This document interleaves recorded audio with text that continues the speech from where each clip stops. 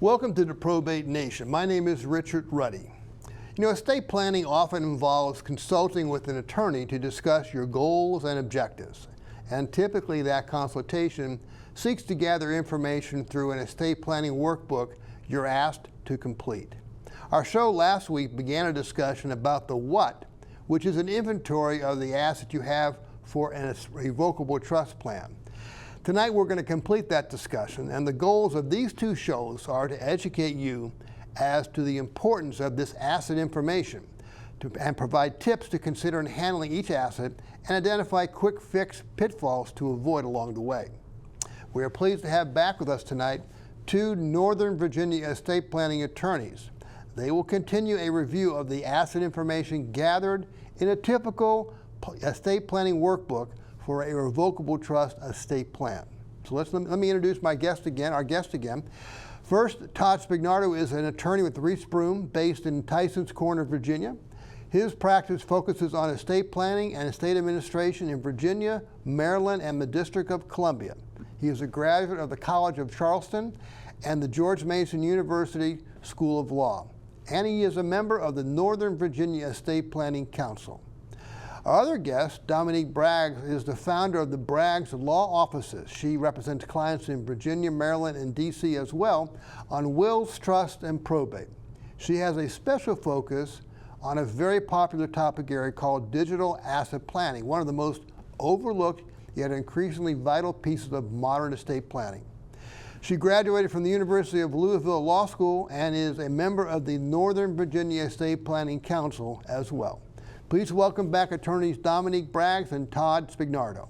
Hi guys, thanks for showing back up and continuing to share all this great information. You know, we're going to talk about a bunch of things tonight, first of which is life insurance policies. And Dominique, tell me a little bit about the information, what information is important to collect about these assets for a client? Absolutely. So we want to know whether this is a term policy, a whole life policy, who the insured is, who's the owner of the policy, who are the beneficiaries, is there any sort of cash value, and who the insurance agent is. We'd also like that information. And is the purpose of the life insurance death benefit important to know, and if so, why? It is important because do you have this insurance in order to make sure that there is some liquidity in the estate, to make sure that debts are paid off, to ensure that a business continues running? We want to know why you have the policy, because it could be also if you purchased a policy a decade or so ago when you had younger children. Maybe now if your children are out of college, you don't need as much insurance coverage as you needed when they were younger. So what is the typical purpose? Why do people use insurance? I mean, it's really for cash flow purposes and to fill a need while they're, during different points of their life. Now, Todd, talk to me a little bit about the importance of both understanding and confirming the named beneficiary of a life insurance policy. Just as you mentioned a minute ago, sometimes these policies are old, and when they initially purchase the policy, they should have designated a beneficiary. Not surprisingly, over time, sometimes clients are just not aware of who the named beneficiary is on that policy. And in a trust-based plan, we want to consider whether we want to keep the named beneficiaries or redesignate and direct it to the trust. And the reason you redirect it to the trust would be that you can provide for a lot more alternate situations in the context of a trust agreement than you can really with naming beneficiaries and secondary beneficiaries in a life insurance policy. Is that true? That's absolutely true, particularly when we have beneficiaries that might have special needs or that are minors. We want the death benefits from such policy to be controlled by a trust and administered by the trustee and distributed according to the client's wishes. Sure, absolutely. Todd, I'm going to stick with you and talk a little bit about the next bucket of assets that we begin to look at, which is retirement accounts. Now, what information is important to collect about these particular assets? I like to collect, one, who the custodian is, who is managing that account. Two, what type of account is it? Is it an IRA? Is it a 401k? Is it a Roth IRA? There's many different flavors when it comes to retirement accounts. And of course, we want to know any designated beneficiaries on those accounts and what the value of the account is. That gives you a big picture right away. Of all that, what are the two most important pieces of information you're really looking for? I'm looking for what type of account is it and who the named beneficiaries on that account are. Okay. Now, Dominique, as we continue the discussion, Todd's mentioned some good stuff. Please explain the importance of the type of account in the estate planning process. Absolutely. So you could have some distributions from these retirement accounts are taxable income and some are not, because some used pre-tax income and some use post-tax income. So we're normally thinking about a traditional IRA versus a Roth IRA. So it's important to know which type of account we're dealing with. Okay. And could you explain how the beneficiary named may be important for these types of accounts? Absolutely. So there are there's a different range of years that an individual would need to take distributions from the account. So for instance, a surviving spouse can take distributions over their lifetime, whereas another named individual may be able to take it over a 10-year term. There are other individuals that might trigger an earlier distribution, and then you start looking at possible tax consequences because you're distributing a larger amount all at one time.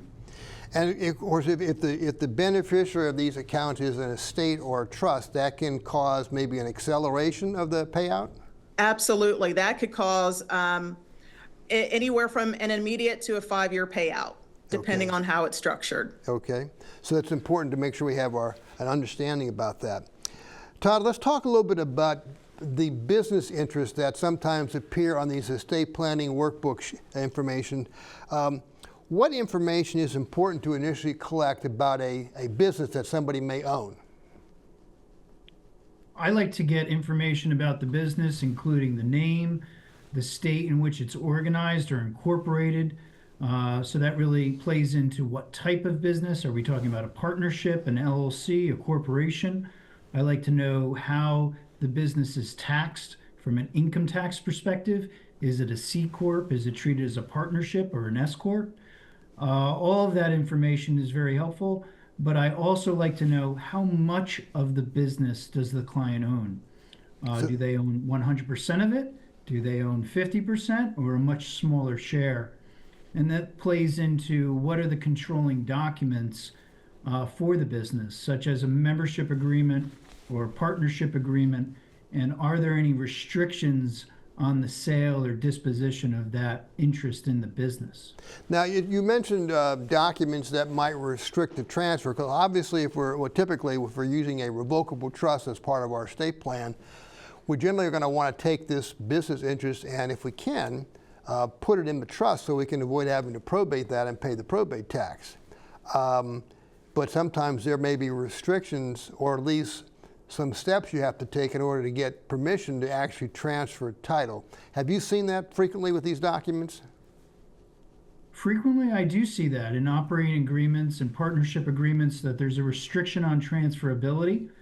Oftentimes, family members are permitted transferees or a trust created for a family member, but sometimes that's not there, and you need the consent of the other members or partners before transfer can be executed. Yeah, I think it's important. You're absolutely right. We want to make sure we understand that, but we don't want to probate a business if we can avoid it. So I think that does require some extra due diligence, and a lot of times some of these entities have not certificated their ownership interest. Okay, so they don't actually have a stock certificate, or they don't actually have a membership certificate that you might technically maybe even do a transfer on death designation. So you may want to have to consider that. Dominique, let's come back to the next topic that we have here, which is our client has loaned money to other people and has not yet been paid.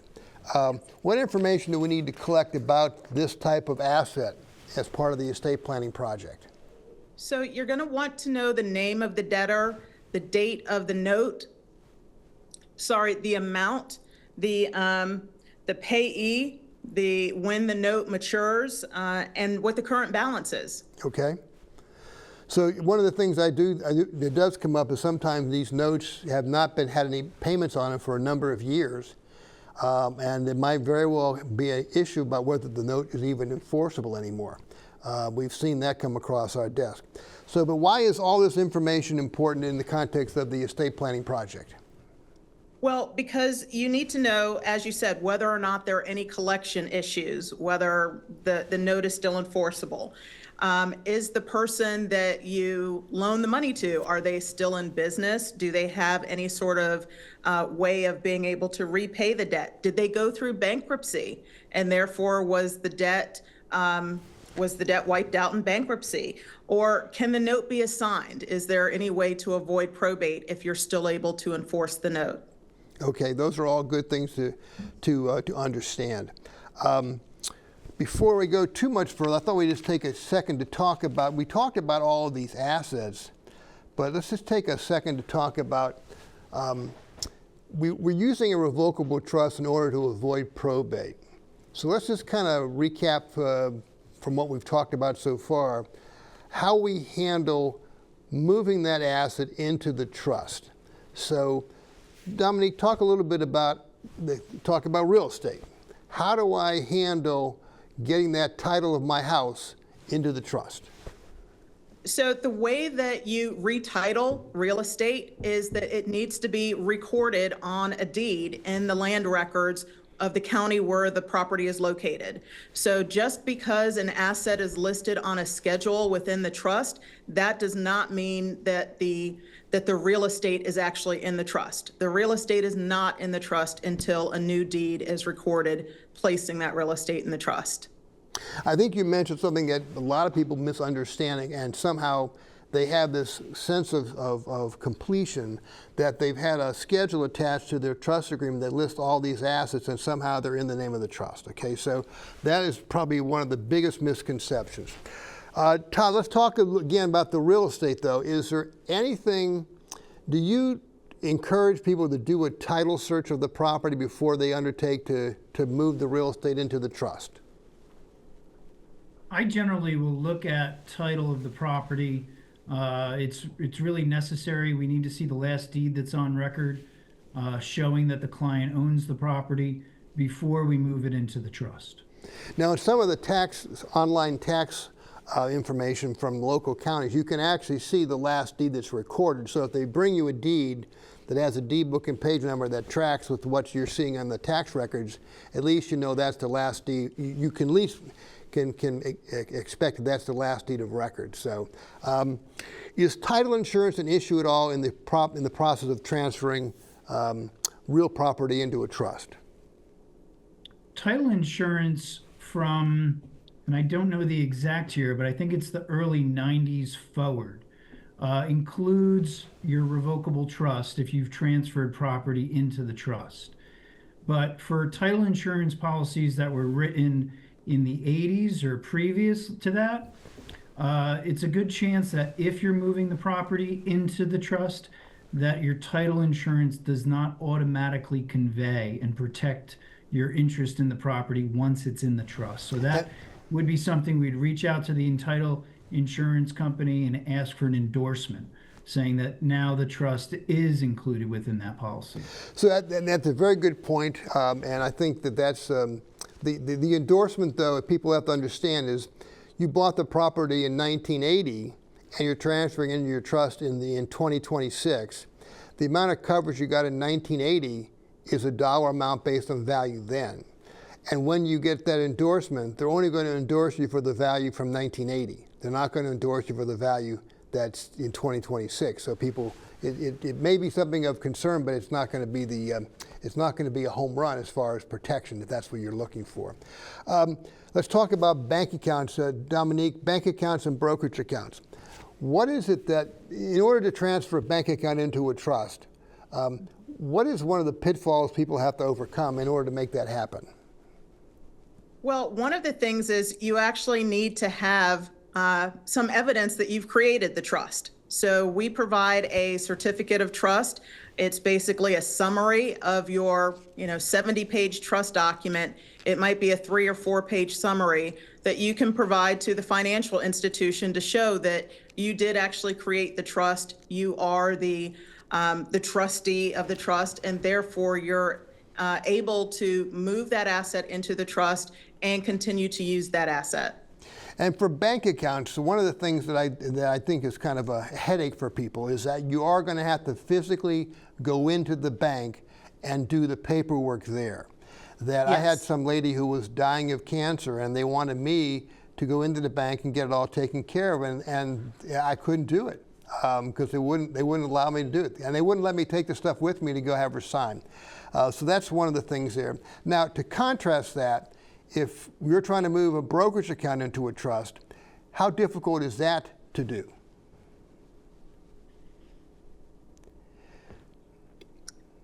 Not very difficult in my experience. Like I said, as long as you're able to show that there is a trust. Now, again, you might actually have to make sure that any sort of income going into that account or payments coming out of the account, they might renumber the account. So you need to make sure that you're not relying on old account numbers. That's a good point, and I think the other thing to consider is that the brokerage houses are very used to dealing with transfers electronically. And that basically Yes. you'll never need to actually physically go to the brokerage house. So they'll send you the paperwork to sign through DocuSign, that's what you'll have to do. It won't be very complicated. It can be done very quickly. They're very used to this. But banks can be quite a barrier to this activity. Well, let's turn to the next topic, though, and we'll come back to some more retitling issues in a little bit later. But Todd, let's talk about digital assets. Okay. In the world today, digital assets are everywhere. Can you explain what some of the common digital assets are that should be carefully itemized in any estate plan?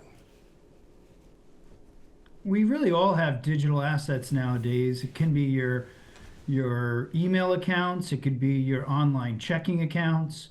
It could be an account that holds your photographs, or more digital assets like tokens or Bitcoin or things like that. Okay. And what we want to gather is the different institutions or companies that you have those accounts with, your username and your password, so that your executor or the person that you've appointed can take control of those assets.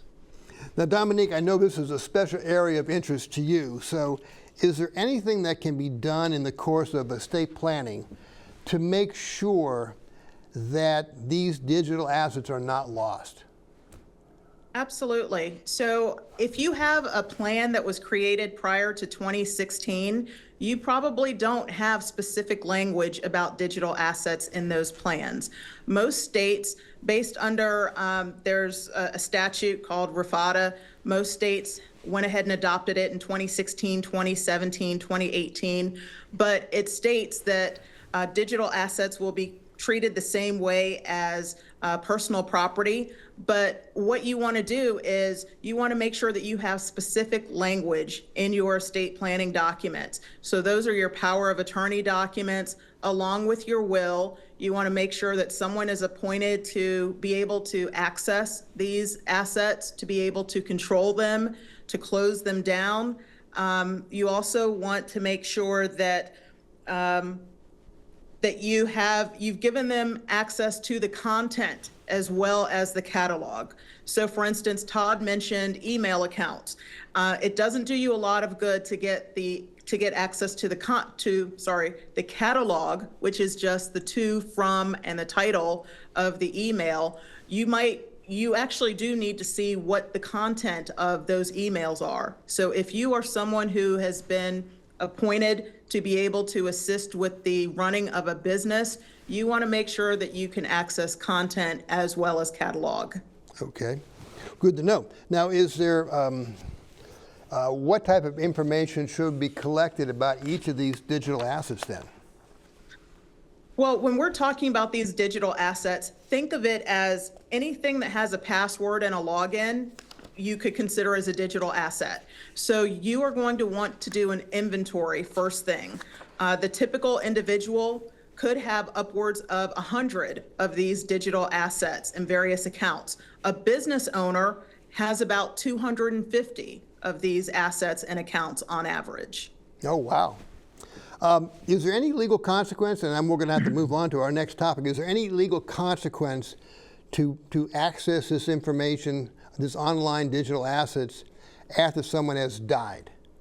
Yes, if you do not have specific language in your estate documents that allows someone to be able to access it, if someone says, well, I have been my dad's POA and so I'm able to access his online bank account to continue making payments, that's potentially a felony. So you don't want to do that because the person has to give you explicit consent to be able to access their accounts. We definitely don't want to do that. That is true.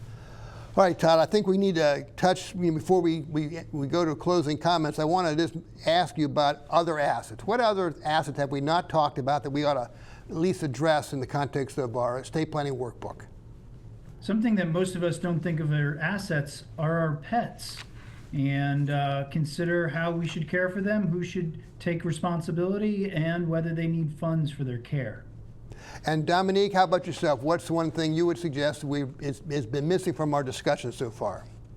Well, we haven't discussed firearms yet, and we want to make sure that there are special considerations for who is allowed to own firearms and how they can be transported and also transferred. Okay, good point. That's very important. All right, Dominique, I'm going to stay with you for closing comments. Give me one or two tips you'd like to pass along to folks in this whole discussion about the assets that are going to be on that estate planning workbook, things you think people should be aware of. The one thing that I want to make sure that they're aware of is we mentioned schedules within the trust. That is really just for identification of assets. You want to make sure that you do the proper transfers. For example, real estate, it's recording a new deed. Good point. Todd, how about yourself? Some final thoughts you want to share with our viewers? For our business owners out there, it's imperative that your estate planning attorney is able to review your operating agreements and partnership agreements to properly advise you on the use of trusts and how the trust should own any interest in a business. Guys, I want to thank you on behalf of the Probate Nation television audience, in Virginia and around the country. I really want to express our appreciation to Todd Spignardo from the law firm of Rees Broome and Dominique Braggs from the Braggs Law Offices for sharing all this great information. It's really super valuable, awesome information, and a great public service. So guys, thanks again for taking the time to share. If you have plans to meet with an attorney to discuss creating a revocable trust, these two shows are an excellent preview of asset information you will need to disclose. Hopefully you will be motivated by these shows to carefully collect and disclose all the information needed about the assets in your estate. And if you do so, your revocable trust plan will accurately implement your wishes. Your family will thank you, and you will save some attorney fees along the way. This brings us to the conclusion of our show. Hope you found it helpful. Replays can be viewed on the Probate Nation YouTube channel. And if you want to receive monthly estate planning and probate tips, please sign up for the free Probate Nation newsletter at probatenews.com. Many thanks for tuning in. Until next time, I am Richard Ruddy, and this is the Probate Nation.